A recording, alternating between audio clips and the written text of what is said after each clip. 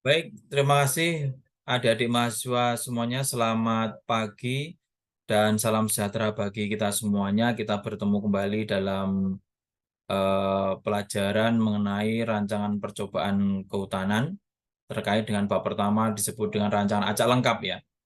Nah, di sini kita mencoba membahas materi rancangan acak lengkap penyelesaiannya dengan menggunakan atribut yang disebut dengan SPSS. Sebenarnya banyak atribut-atribut lain seperti misalnya Minitab, kemudian misalnya menggunakan sigma plot dan lain sebagainya, itu banyak atributnya. Nah, pada kesempatan ini kita menggunakan yang disebut dengan SPSS. Nah, SPSS ini merupakan program yang sederhana sekali, tetapi konten di dalamnya cukup kompleks juga. Jadi untuk penyelesaian masalah-masalah skripsi mahasiswa, saya kira cukup untuk penggunaan atribut SPSS ini. Nah, kita melihat di dalam SPSS, di dalam rancangan percobaan kehutanan bab pertama rancangan acak lengkap ini, kita akan menyelesaikan permasalahan mahasiswa yang terkait dengan skripsi mahasiswa. Nah, di sini kita mencoba menyampaikan bahwa ada seorang mahasiswa kehutanan melakukan penelitian untuk menguji, di sini untuk menguji respon pertumbuhan tanaman eukaliptus uropila terhadap penggunaan pupuk NPK. Kemudian rancangan penelitian menggunakan rancangan acak lengkap dengan 6 perlakuan. 6 perlakuan ini adalah perlakuan dosis ya. Dosis NPK dalam gram per tanaman. Dengan menggunakan ulangan sebanyak 5 ulangan. Nah, kita melihat di sini ada dosis sebagai perlakuan ya, ada dosis 0, 20, 40, 60, 80 dan 100. Kemudian ada ulangan ada 5, ulangan 1, 2, 3, 4 dan 5. Nah, rancangan acak lengkap ini hanya melibatkan satu faktor ya, yaitu faktor NPK. Nah, kemudian hipotesis yang diajukan adalah H0, hipotesisnya yaitu tidak terdapat perbedaan hasil dari beberapa perlakuan dosis yang diberikan terhadap pertumbuhan tinggi tanaman Eucalyptus uropila. Nah, kemudian H1-nya adalah terdapat perbedaan hasil ya dari beberapa perlakuan dosis yang diberikan terhadap pertumbuhan tinggi tanaman Eucalyptus uropila. Nah, kemudian taraf nyata yang digunakan adalah sebesar 5% atau 95% taraf kepercayaannya. Nah, kemudian nanti dalam kesimpulannya adalah jika signifikan lebih kecil dari 0,05, maka H0-nya ditolak. H0-nya ditolak dan H1-nya diterima atau asumsinya diterima. Jika signifikan itu lebih besar dari 0,05, maka H0-nya yang diterima dan H1-nya yang ditolak. Nah, soal ini kemudian kita mencoba menghitung dengan menggunakan SPSS, maka bahan yang kita siapkan yang pertama adalah data dimasukkan di dalam Excel dulu supaya gampang kita untuk mengetik, sebenarnya gampang untuk menginput data ya. Kemudian yang kedua adalah kita menyiapkan SPSS-nya. Yang pertama, data ini kita transfer dulu ke data Excel ya. Saya akan stop dulu dan masuk ke dalam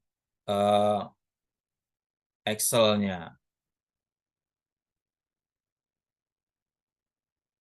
Nah, data sudah kita copy di Excel ya, dengan di Excel. Tadi ini adalah dosisnya ada 6 perlakuan dan ulangan sebanyak 5 dengan data seperti tertampil di dalam layar ya. Mudah-mudahan bisa dilihat semuanya. Kemudian di dalam SPSS itu penyusunan untuk pola perhitungannya itu adalah menurun. Nah, di mana di sini adalah perlakuannya itu menurun ya, yaitu perlakuan 1 ini mewakili 0 gram per tanaman, perlakuan 2 mewakili 20 gram, perlakuan 3 40, perlakuan 4 60, perlakuan 5 80, dan perlakuan 6 di bawah ini adalah mewakili 100 gram per tanaman. Kemudian ulangannya ada 1, 2, 3, 4, dan 5. Maka nilai data hasilnya kita susun menurun. Untuk perlakuan 1 ulangan 1 maka hasilnya 31,3. Perlakuan 1 ulangan 2 ada 33,4. Jadi ini di sini kita tampilkan data menurun seperti ini. Nah, ketika sudah data tersiapkan seperti ini, di sini perlakuan, di sini ulangan, dan di sini hasil atau respon ya, maka kita tinggal memasukkan data ini ke dalam data SPSS. Maka kita copy dulu data ini. Kita copy ya, kita copy seperti ini. Mengkopinya dari ini, dari angka ya. Kalau yang perlakuan ini nggak usah kita copy, kita hanya memperhatikan saja bahwa yang pertama itu perlakuan, yang kedua ulangan, dan yang ketiga adalah respon atau hasil. Maka kita copy ya, kita copy. Nah, kemudian kita buka, kita keluar di stop share dulu ya, lalu kita buka di SPSS-nya. Nah, lalu kita copy. Mudah-mudahan bisa dilihat ya, kita copy di sini di data ini kita copy, taruh di angka sebelahnya 1. Nah, kita copy paste di sini. Nah, copy paste di sini. Kemudian kita masuk ke variabel view. Ini kan data view ya, kita masuk ke variabel view. Nah, variabel view itu kita beri nama di sini. Yang pertama adalah, tadi yang pertama apa tadi? Perlakuan. Kemudian yang kedua apa tadi? Yang kedua adalah ulangan. Yang ketiga disebut hasil atau respon. Kita coba hasil saja. Maka kita cek semuanya. Desimal untuk perlakuan itu mungkin desimalnya tidak perlu ada. Kemudian yang untuk ulangan juga tidak perlu ada desimal. Yang data mungkin ada desimal, tadi ada 1 atau 2. Kita cek 2 saja. Lalu kemudian kita ke value ya. Value kita cek. Tadi perlakuan 1 tadi mewakili berapa? 0 gram. Add ya, langsung kita add. Kemudian perlakuan 2 adalah 20 gram. Kita add. Kemudian perlakuan 3 adalah 40 gram. Add lagi. Kemudian perlakuan 4 adalah 60 gram. Kemudian perlakuan 5 adalah 80 gram. Dan perlakuan 6 adalah 100 gram. Nah, lalu kita oke. Selanjutnya ulangan juga bisa kita tampilkan ulangan 1 sebagai U1 ya. Kita singkat aja ulangan juga U ya. U1, kemudian ulangan 2 disebut U2, kemudian ulangan 3 disebut U3, kemudian ulangan 4 disebut U4, dan ulangan 5 disebut U5. Nah, ada di semua, lalu kita okekan ya. Okekan. Nah, di sini untuk hasil kita biarkan saja. Lalu kita kembali ke data view. Nah, data sudah kita lihat. Di sini perlakuan sama dengan di Excel tadi ya, adik-adik ya. Kemudian ini sama dengan di Excel tadi, perlakuan ada ulangan dan ada hasil. Nah, kemudian setelah itu kita baru memulai kemana? Yaitu kita analyze, kemudian kita masuk ke compare mean ya. Compare mean, kemudian kita masuk ke one by, karena ini hanya satu faktor sehingga kita masuk ke one by ANOVA. Nah, ini sudah kita diperhatikan, kita cek. Lalu dependent list itu sebagai variabel ya, yang hasil ya, respon itu masuk ke dependent list, itu adalah hasil, kita masukkan ke sana, dan faktor yang kita masukkan adalah perlakuan kita masukkan ke faktor di perlakuan. Ulangan biar saja. Kemudian kita masuk ke post hoc ya, post hoc. Post hoc itu kita akan menguji nanti apakah menggunakan, kalau kita hanya menguji apakah itu berbeda atau tidak berbeda, cukup tadi sudah oke bisa. Tapi kita ini untuk kalau misalnya nanti kebetulan signifikan atau tidak signifikan, kemudian diuji lanjut, maka kita bisa menggunakan LSD, bisa menggunakan TUKI, bisa menggunakan Duncan, bisa. Nah, kita coba menggunakan Duncan ya. Duncan ini kita gunakan untuk analisisnya. Saya biasa menggunakan ini. Nah, tapi boleh aja LSD, TUKI juga nggak apa-apa. Di sini kita tergantung kita mau pilih analisisnya apa. Kemudian setelah kita klik dan ini langsung kita continue ya. Nah, setelah itu kita menggunakan option-nya. Option kita cari sebenarnya yang paling penting di sini adalah homogenitas karena data untuk RAL itu harus homogen ya. Kita coba ada istilah deskriptif ya. Deskriptif kita cek dulu.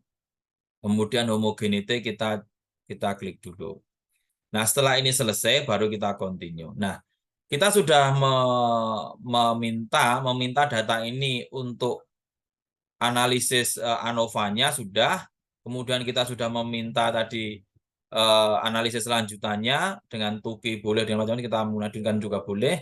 Kemudian kita sudah menggunakan analisis deskriptifnya dengan optionnya dengan deskriptif atau homogeneity. Kita sudah oke kan semua. Tinggal kita lalu setelah semua sudah siap lalu kita oke. Nah, kita tunggu sebentar.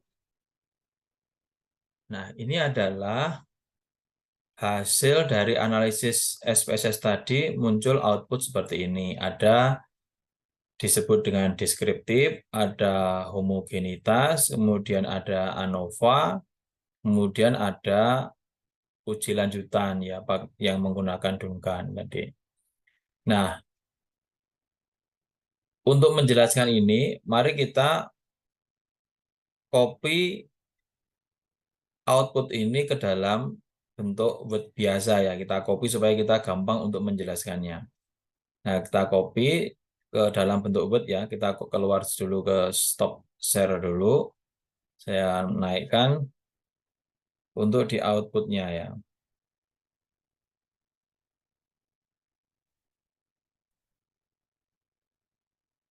Nah, baiklah, di sini ada sudah kita copy tadi mengenai deskriptif ya. Deskriptif. Deskriptif ini menjelaskan bagaimana hasil 0 gram, 20 gram, perlakuan tadi 0 gram, 20 gram, 40 gram, 60 dan sampai 100 gram. Ini kemudian memiliki rata-rata sebesar 32, 37, 39, 40, 40, sekian. Kalau dari rata-rata ini, kita bisa memberikan kesimpulan secara rata-rata ya, bahwa memang hasil yang paling tinggi itu adalah 100 gram dengan nilai rata-rata 40,80. Ini dari hasil rata-rata. Tetapi juga tidak jauh berbeda, 80, 60, dan 40 nilainya juga hampir mirip. Tetapi secara rata-rata paling tinggi adalah perlakuan 100 gram dengan mean-nya adalah 40,80 cm ya. Nah, ini kalau kita melihat dari rata-rata. Tetapi dalam statistika atau dalam analisis statistika ini bisa dibuktikan mana yang paling baik, kemudian mana yang tidak berbeda gitu dari sini. Oleh karena itu nanti akan kita lihat di output ANOVA-nya, kemudian di output uji lanjutannya. Nah, di dalam rancangan acak lengkap itu yang diperlukan juga salah satunya adalah homogeneity test ya. Nah, homogeneity test itu kita melihat di sini yang kita coba lihat adalah nilai signifikannya. Nah, ini berkebalikan dengan nilai ANOVA. Kalau di dalam homogenitas ini atau homogen atau enggaknya data, kita melihat signifikannya. Jika ya, ini jika signifikan lebih besar dari 0,05 itu justru disebut sebagai homogen. Jadi data itu homogen. Tetapi jika signifikannya itu kurang dari 0,05 maka data tidak homogen. Nah, kita bisa melihat di sini signifikannya adalah 301 lebih besar dari 0,05. Maka data homogen. Nah, ini penting sekali data ini untuk homogen ini. Nah, kemudian karena ada data itu homogen, lalu kita melihat di output ANOVA-nya atau analisis of varian. Jadi, ANOVA-nya ini kita perhatikan dengan ketentuan yang di depan tadi. Yang pertama bahwa ketentuan untuk ANOVA ini berbeda dengan yang homogenes tadi, kebalikannya. Jadi kalau ANOVA ini jika signifikan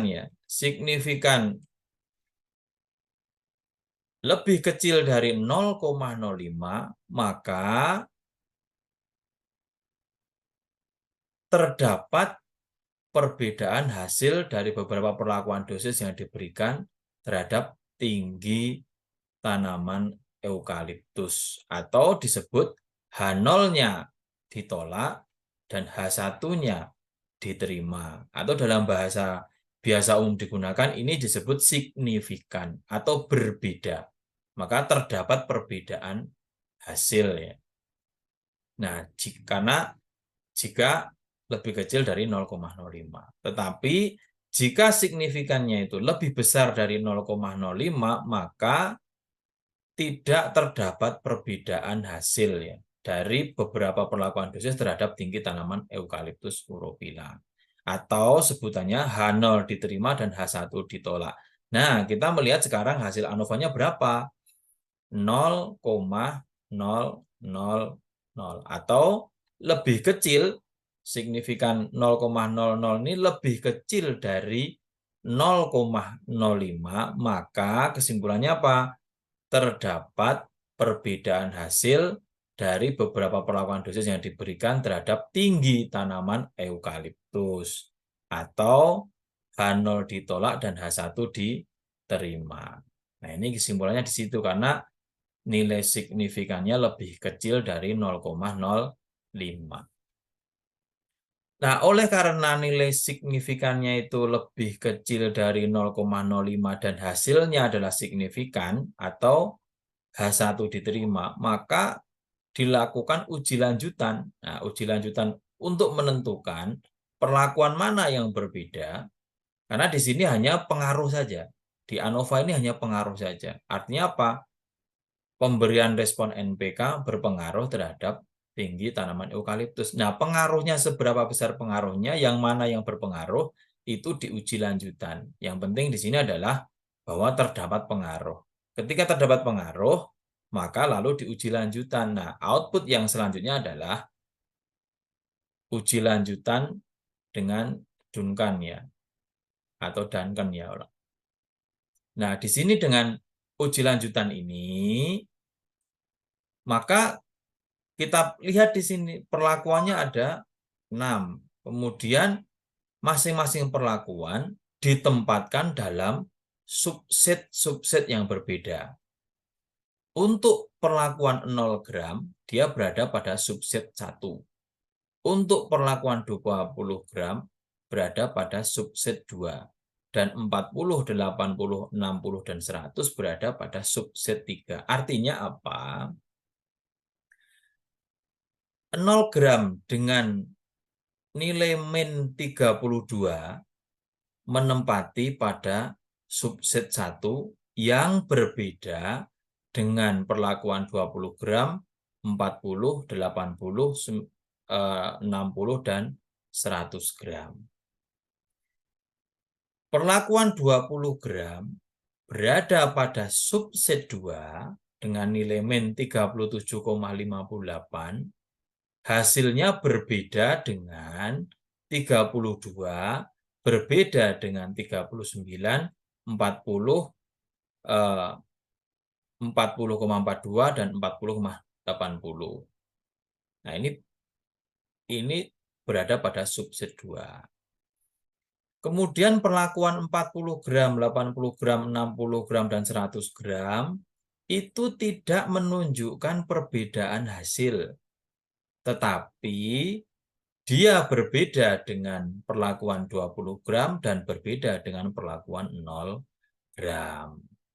Maka kalau kita tuliskan dari data ini, kita tuliskan dalam bentuk notasinya, 0 gram dalam subset 1 dengan nilai min atau nilai rata-rata 32 cm diberikan istilahnya notasi A. Kemudian 20 gram dia berada pada subset 2 sendirian ya, ini sendirian, 20 gram diberikan dengan nilai min 37,58, ini 0,58, diberi notasi B. Kemudian 40, 80, 60, dan 100 gram berada pada subset 3. Semuanya berada pada subset 3, maka kode notasinya semuanya adalah C.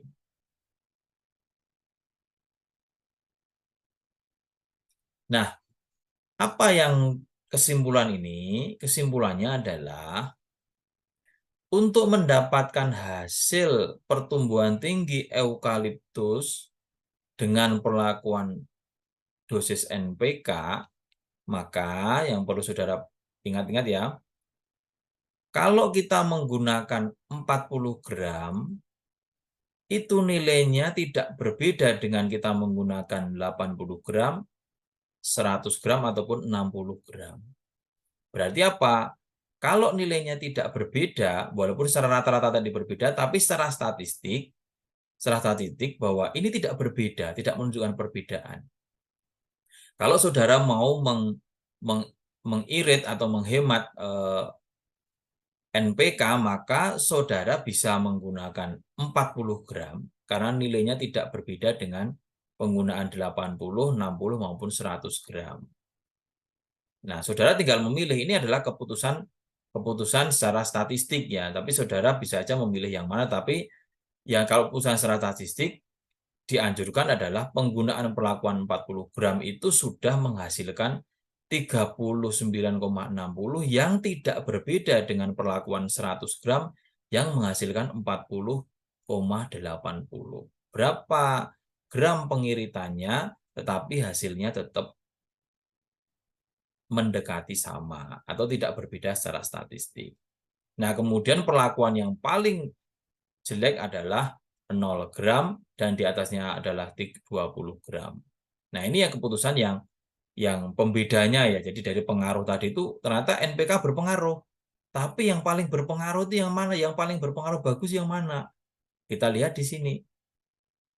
Bahwa yang 0 gram paling jelek, kemudian 20 gram di atasnya, kemudian yang di atasnya lagi yang paling tinggi nilainya adalah 40, 80, 60, dan 100 gram. Tetapi keputusan untuk penggunaan dosis, menghemat dosis, maka 40 gram itu menjadi pilihan yang cukup menarik untuk memberi kesimpulan. Nah, kalau di dalam notasinya biasanya di dalam jurnal-jurnal itu notasinya adalah 0 gram itu disebutnya 32 notasi A, 20 gram notasi B ya dengan minnya sekian, kemudian 40 gram minnya sekian notasi C, 60 gram, 80 dan 100 gram notasi C. Ini orang sudah paham dengan notasi ini bahwa kalau kita melihat C sama berarti ini tidak berbeda. Tapi B dan A pasti berbeda. B dengan C pasti berbeda. Nah, orang sudah bisa melihat dengan notasi ini aja. Itu sudah menunjukkan perbedaan. Nah, demikian tadi kesimpulan di dalam rancangan acak lengkap dari penggunaan perlakuan dosis NPK terhadap tinggi tanaman eukaliptus yang menghasilkan yang pertama tadi ya saya simpulkan ya. Yang pertama bahwa secara rata-rata itu menunjukkan perbedaan hasil. Secara rata-rata bahwa yang 100 gram itu memiliki rata-rata paling tinggi. Tapi secara statistik belum tentu. Kemudian secara homogenitas itu data itu menyebar secara homogen. Kemudian secara signifikan bahwa ada pengaruh perlakuan NPK terhadap tinggi tanaman eukaliptus. Pengaruh ada. Lalu uji lanjutannya menggunakan uji beda nyata bahwa untuk perlakuan 0 gram itu nilainya paling rendah, 20 gram juga nilainya di atas 0 gram dan berbeda hasilnya, tetapi yang paling bagus adalah perlakuan di 40 gram. Karena itu tidak berbeda dengan penggunaan 100 gram, 60 dan 80 gram. Nah, di sini adalah kesimpulan yang bisa dicermati orang menggunakan statistik untuk kegiatan kehidupan sehari-hari. Terima kasih. Demikian untuk file yang pertama atau bab pertama mengenai rancangan acak lengkap. Saya akhiri qouli. Wassalamualaikum warahmatullahi taala wabarakatuh dan semoga sehat selalu. Amin. Saya tutup acara hari ini dan saya stop share screen-nya.